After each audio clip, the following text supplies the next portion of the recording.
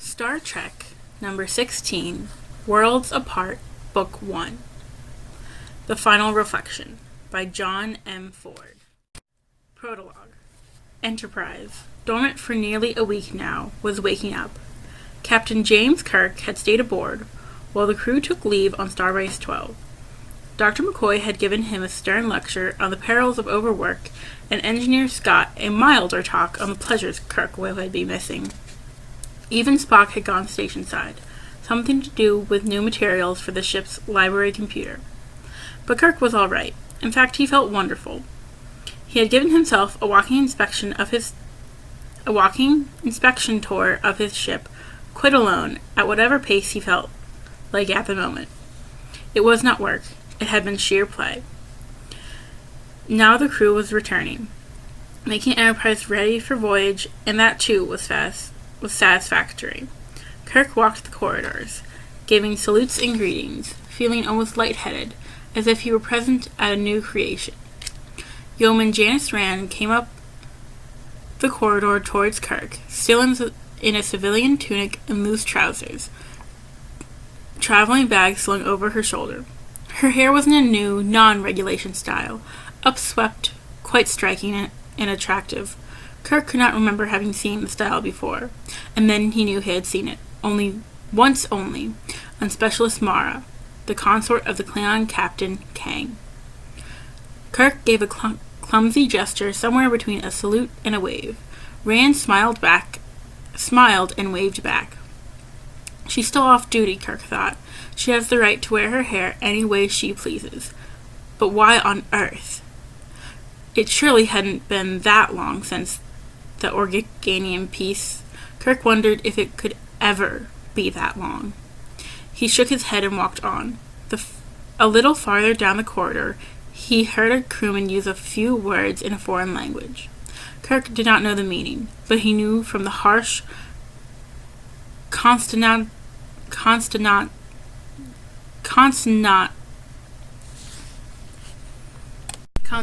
sound that the language must be Klingonese. He knew that only a half dozen of the ship's complement spoke Klingonese, and this was not one of them. Kirk went up a level to sickbay. Inside, Dr. McCoy was unpacking a carrier marked medical supplies. Kirk's medical training was sufficient to identify Romulan ale, Saurian brandy in the trademark bottle, and a complete set of components for Argelian 9-layer cocktails. Expecting an epidemic bones, McCoy looked up. His expression was odd, slightly distant, slightly sour. I hope to Lucius Beebe there is. He stopped short, shook his head. Who? Kirk said. Nothing. Something my granddaddy used to say when he got dry. McCoy reverently held up a bottle of Jack Daniel's Black Label. Bar still open if you want, Jim. Something in the way McCoy made the offer made Kirk hesitate. Bones was always playing the curmudgeon, but when he was really disgruntled, he was not pleasant company. Later, Bones. Too much to do. Just now. Kirk smiled. Promises to keep and miles to go. Uh-huh. McCoy put the bottle down, looking a little forlorn. Bones, Kirk said quietly. What's wrong? Oh, course you don't know. He reached down into the carrier, clinking bottles and cans, and brought out a book. Here you go. Read all about it. Kirk took the book. It was a bookstore edition in hard covers, not a computer off-print. The Final Reflection, the cover said, above a lurid painting showing a Klingon battle cruiser. He turned it over, scanned the blurbs. This is the one the Starfleet memos were about, isn't it?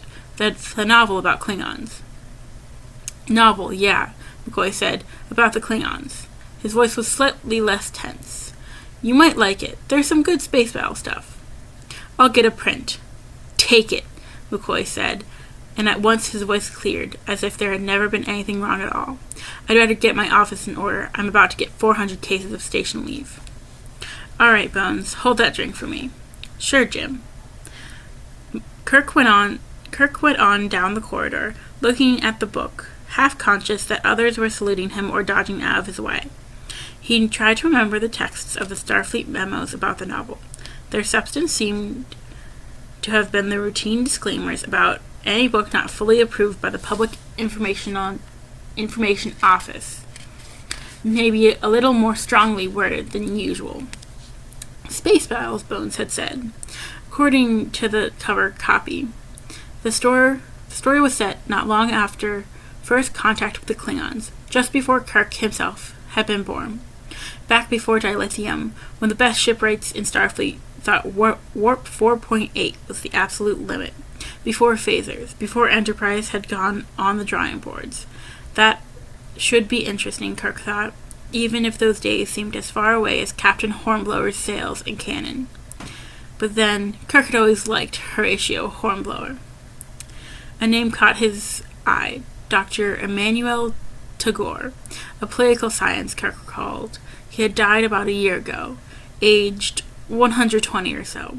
Spock had mentioned it. Spock.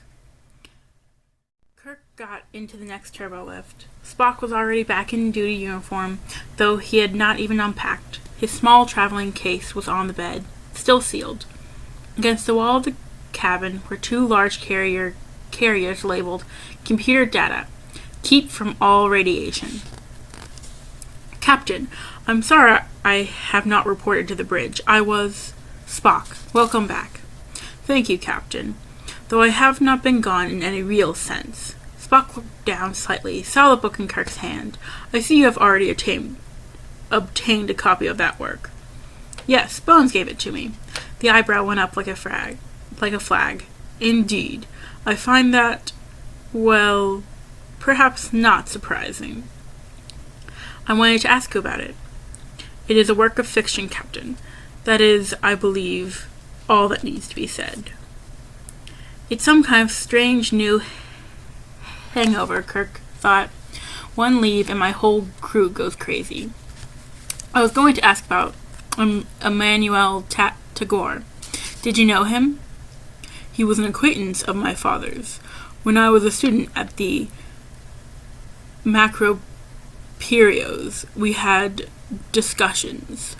I thought it was, though I was never enrolled in his classes. That was more than perhaps Spock had intended. There were over 2 million students at the Federation's finest university. Too many for anyone to casually have discussions outside the classroom. Kirk said, So then you did know him? I believe, Captain. That was what I said. Kirk almost shook his head. Analysis, Spock, he said, trying to sound as if he were joking. Enhancement, please. Yes, Captain. I did know Dr. Emmanuel Tagore. I admired him, as did my father, the ambassador, although in many ways Dr. Tagore was the most illogical man. But I knew him as a human, not a character in a novel. I haven't read the book yet. Yes, I had just realized there was not time for you to have done so. Is that all you require from me this time, Captain? The tone was no cooler than any Vulcan might use, but this was not just any Vulcan. Yes, Spock, Kirk said, too puzzled to be really hurt. See you on the bridge. He looked at Spock, vaguely hoping the science officer would recover as Dr. McCoy had, but Spock did not.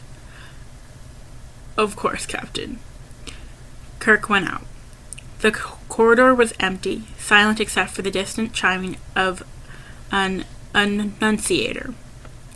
Kirk looked at the book again. At the Klingon ship. The final reflection. Reflection of what, he thought.